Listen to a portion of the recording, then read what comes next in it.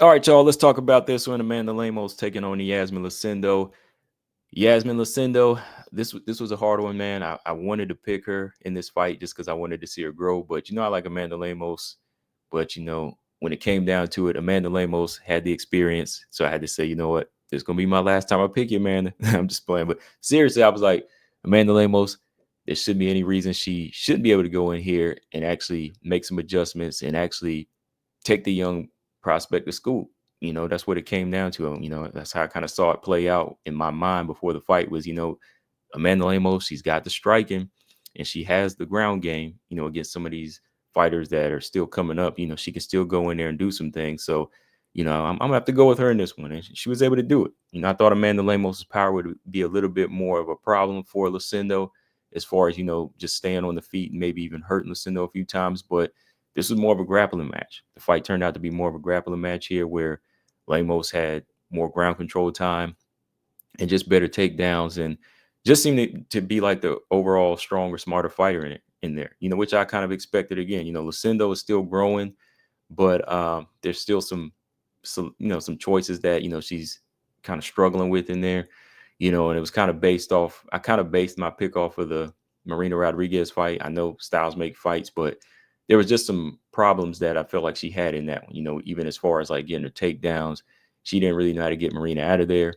And even on the feet, Marina did, catch her a couple of times with some big shots. So I said, if Lemos catch her, she might put her to sleep, you know, or if Lucindo spends a lot of time trying to avoid the power, Lemos might take her down, or Lemos might just control her, and that's kind of how the fight played out. I think Lemos from the jump in the first round, she was putting a lot of effective pressure on Lucindo. She's backing her up, landed a few leg kicks, and landed a couple of shots that got a reaction out of Lucindo. So, Lucindo wanted to go in for that takedown.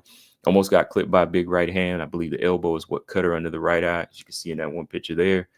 And, when they went to lock up, Lucinda wanted to get those underhooks. She wanted to get that body lock, but Lemos was smarter, back off the cage. She was just stronger. She was able to lock up and, put that pressure on Lucindo and get the trip and just control the ground, controlling that top position, land a few hard elbows. Lucindo wasn't really like drowning on her back, but she was kind of struggling to get back to her feet. I think she was trying to look for a submission. She was trying to look for a submission in that closed guard. I don't know if she was trying to get that arm bar, but it just never came. Lemos was doing too much groundwork and just doing a lot of movement and just keeping her just offset, so she really couldn't get anything going. So the first round definitely went to Lemos. Second round, the same deal kind of played out here. You could see like the stinging leg kicks, like when she caught Lucindo like right on the ankle, kind of got a reaction, and Lucindo was kind of off balance. And that's just how it played out. You see Lemos jabbing to the body here a little bit more, throwing out more kicks, and just having a little bit more fun here. I could see like Lemos kind of having more fun here because you really didn't have to worry about power or strength from like, one of the bigger fighters here. So Lucindo she really didn't know how to adjust to, somebody that has power and striking just like her, and that's something that she's gonna have to, figure out moving forward.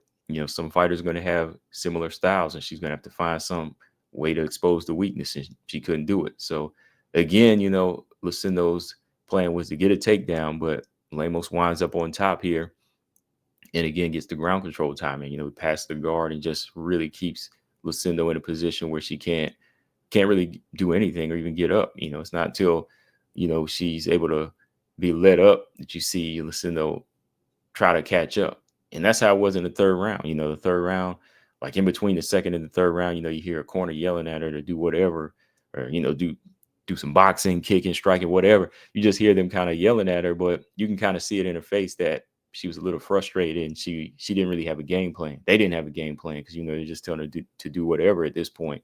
It really wasn't about setting anything up.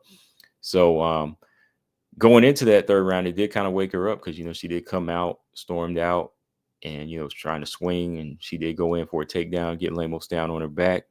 Um, had a little bit of ground control time, in that side control, but overall, I still think that Lemos just was the more effective fighter. Even again, when it goes back to the feet, I think that, Lucindo at this point was just trying to score something big, just trying to score a knockout. So I had it 2-1. You can see, or 30-27, depends on what you were looking at in that third round. But I think Amanda Lemos again just had the better grappling skills overall. And even with the strikes that she did land, like she didn't land like a whole bunch of strikes here. Like I said, didn't really get a chance to land the big shots that I thought she could have on Lucindo, but she controlled the fight. She pretty much controlled it. And I think Lemos still stands her ground here in this position of just, beating these level of girls.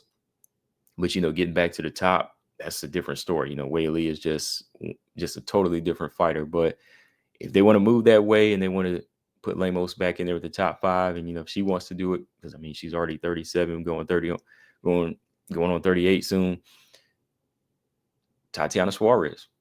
Tatiana Suarez, she was coming off a bad loss here. And, this was a level that I think they kind of skipped over for Tatiana. So if Tatiana wants to fight Amanda Lemos and she wants that fight, why not? Right. Or Yan Jana, somebody like that. Yan Jana is fighting Verna. So maybe like the loser of that fight. But I think Suarez and Lemos would still be a good fight for either one of them at this point.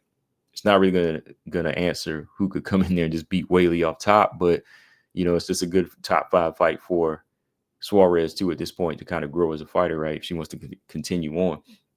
Iasmine Lucindo is nothing to be ashamed about in this fight. I mean, kind of saw it coming after the last one that there was some things that she needed to grow with. So this is just another learning lesson for her. I think a fight like Amanda Ebos would be good for her.